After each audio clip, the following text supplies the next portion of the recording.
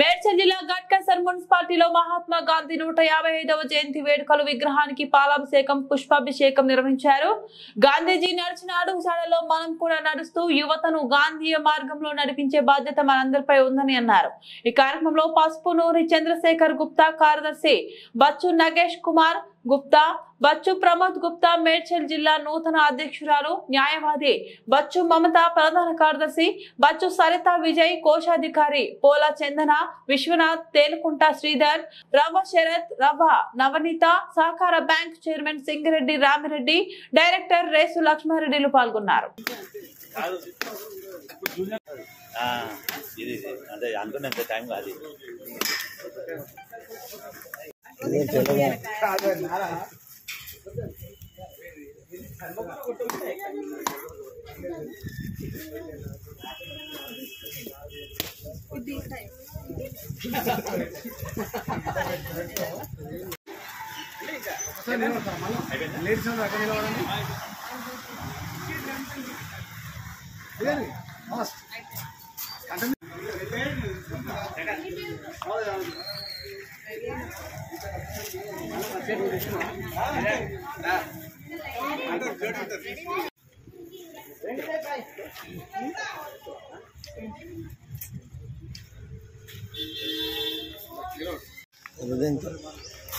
ఈ కార్యక్రమాన్ని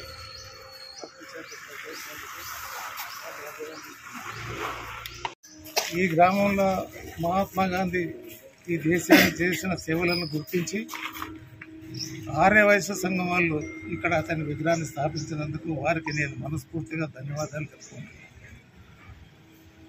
ప్రతిసారి కూడా అతని జన్మదిన కార్యక్రమాలు పెద్ద ఎత్తున అందరూ పాల్గొని చేయాలని నేను కోరుకుంటూ, అన్నిటికంటే నేను ఒక అదృష్టవంతుని, నేను అనుకుంటా అదృష్టవంతుని.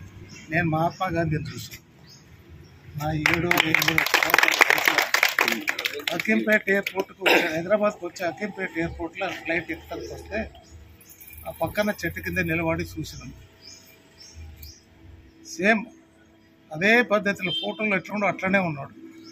అంతేకాక ఆయన జన్మస్థలమైన గుజరాత్, ఆయన ఎక్కడ జననమైందో ఆ ప్లేస్ కూడా చూస్తుంటారు. ఆ స్థలాన్ని కూడా నేను చూడడం జరిగింది.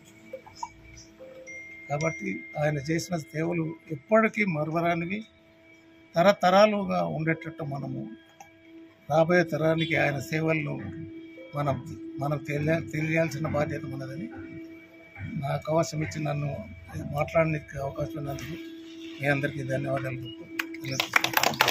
మహాత్మా గాంధీజీ బాపూజీ 155వ జయంతిని పురస్కరించుకొని గట్కేసర్ మున్సిపల్ ఆవరణలో ఉన్నటువంటి గాంధీ విగ్రహం దగ్గరికి వచ్చిన మీ అందరికీ శుభాభినందనలు, శుభాశిస్సులు.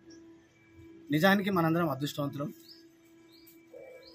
ఒక చిన్న సంఘటనలో మహాత్మా గాంధీ తనకు ట్రైన్లో జరిగిన సంఘటనకు మనకు ఈ దేశాన్ని తీసుకొచ్చి మన చేతిలో పెట్టారు.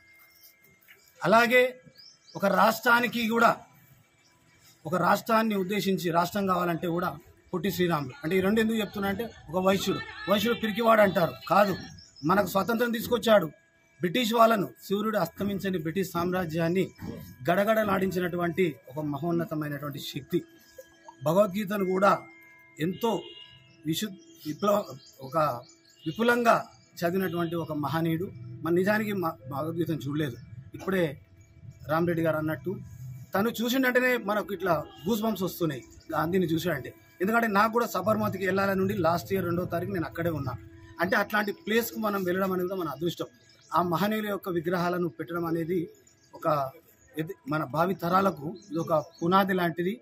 గాంధీ ఏం చేశాడు, ప్రతి ఒక్కరు కూడా మంచి చెడు చేస్తారు. చెడును పక్కన పెట్టేసి మంచిని తీసుకొని ముందు భవిష్యత్తుకు మనం ఒక ఆదర్శప్రాయంగా ఉండాలని చెప్పి మరోసారి ఈ కార్యక్రమానికి ఇచ్చేసిన మీ అందరితోనూ మన పౌరులను కూడా దీంట్లో తీసుకొని రావాలని చెప్పి నా యొక్క ముఖ్య ఉద్దేశం. అలాగే మన స్త్రీలను కూడా ఈ కార్యక్రమాన్ని విరివిగా తీసుకొని వచ్చి ఈ దేశాభివృద్ధికి, రాష్ట్రాభివృద్ధికి, మన గ్రామాభివృద్ధికి కూడా తోడుండాలని చెప్పి మరోసారి కోరుకుంటూ జై భారత్.